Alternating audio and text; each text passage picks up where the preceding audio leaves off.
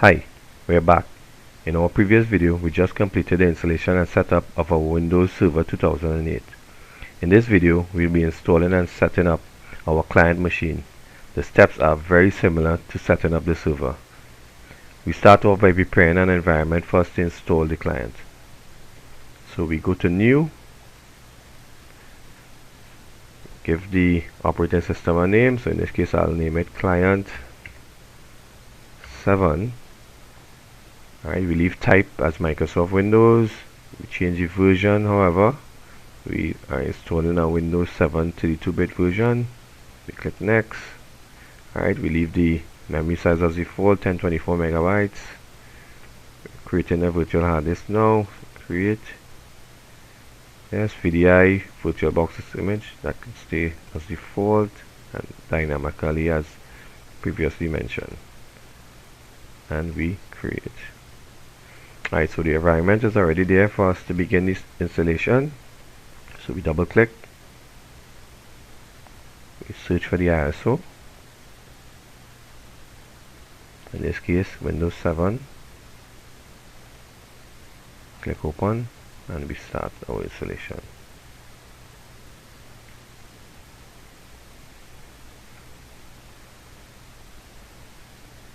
Okay. So very similar to the Windows Server 2008. We leave everything here as default and we click next and we click install now. Alright, for installation, as I mentioned before, we'll be installing the 32-bit version. So we go ahead and select the Windows 7 Ultimate x86. We click next. We agree with our software license terms and we accept the license and we click next. And we go down to Custom Advanced. Prepare the disk. Click New, Apply. OK. Alright, partition has been created, so we click next. And as you can see, the installation has begun. So once again, I'll pause the video and we'll resume when the installation has been completed. So after a couple of reboots, our Windows 7 client installation is complete. So let's proceed. Alright, let's start off by entering a username. So in this case, I'll enter my name.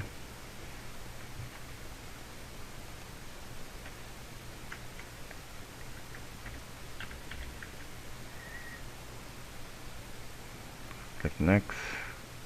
Alright, we could go ahead and leave the password field blank. Click next. You can use recommended settings. Alright, we go in and we choose our time zone, Georgetown La Paz. Click next.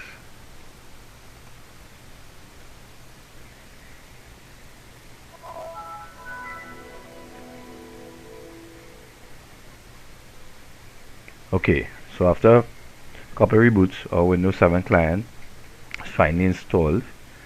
Alright, so let's proceed. First thing I want to do is go into our Network and Sharing Center. Change adapter settings. I click on the local area connection. Go down to properties. Alright. We can deselect the Internet Protocol version 6 because we'll be using the version 4. We double click and we set an IP address to the machine. So we use the following IP address: 192.168.0.2, subnet mask 255.255.255.0, and we set the gateway. So the same gateway we placed on our Windows Server 2008. Right, we also use the same address for the DNS.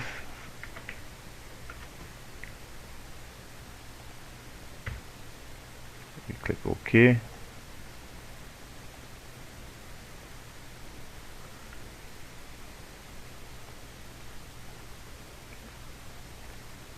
Next, we want to go to the control panel, go into Network and Internet, go on Network and Sharing Center, and we're going to change Advanced Sharing Settings.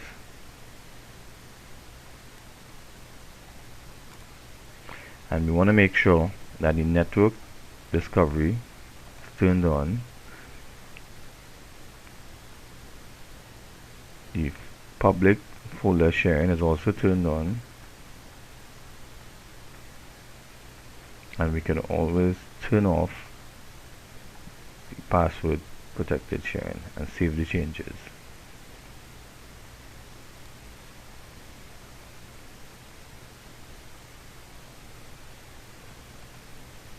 Next, we want to change the computer name, so we go to desktop, we right click on my computer, properties, advanced system settings, and we click on computer name, change the name, and we'll name it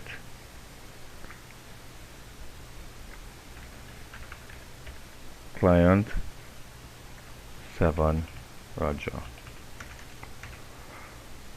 and we click OK.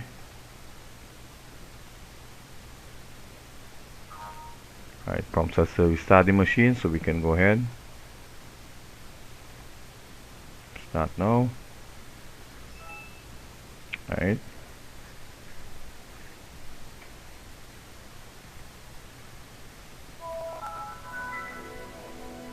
after reboot, there's one more setting we have to change. In order for the two machines to see one another or talk with one another, we have to go back to our VirtualBox, and for the Windows 7 client, I'm going to go into settings,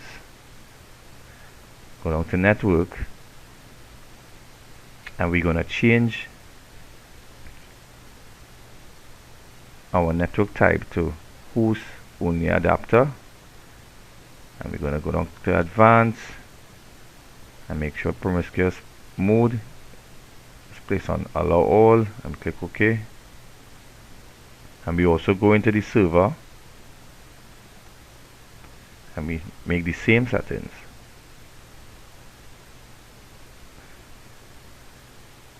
Go to network, change to host only adapter, click advanced,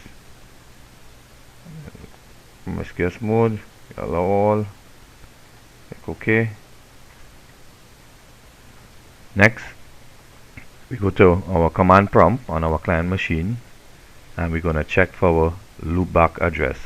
Loopback addresses facilitate the communication between a client and a server process, which are running on the same computers. The computers don't need to know the exact IP address of the machine, and they can communicate via this address. So the address we're going to be pinging will be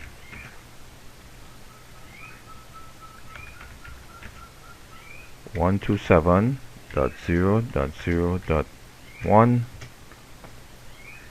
and we see we're getting a reply.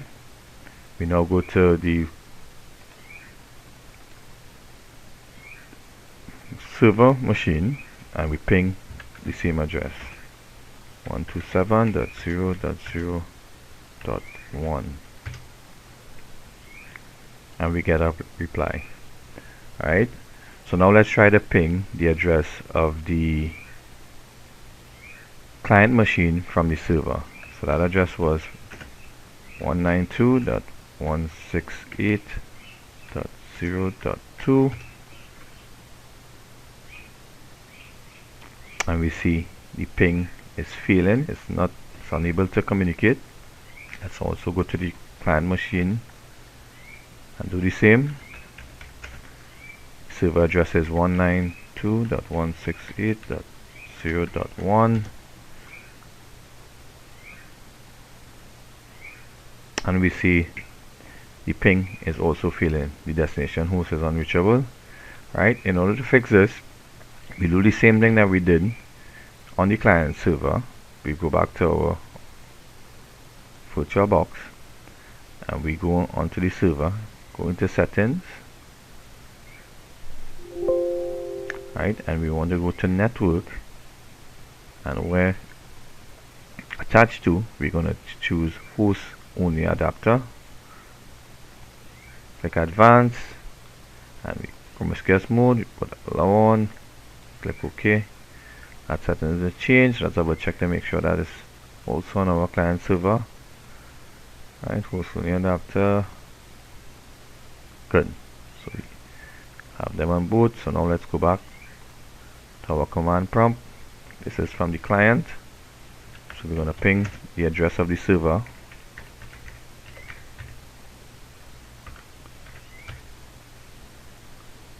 and we see the server, the client is able to communicate with the server. So let's go now to the server. Alright, server 2008, make sure that it's communicating also with the client. 2, yes, and we get a reply. So the two machines are communicating with one another. Okay, so the other way we can know that the machines are seeing one another, if we go into, I'll go and take on my client, I'll go into network, and I'll see my server is also visible. And if I go back to my server, I also go into network, I should also see my client 7 Roger here. Okay, so in our next step we're going to be going on to promoting the PDC and Active Directory and also roaming profiles. So see you in the next video.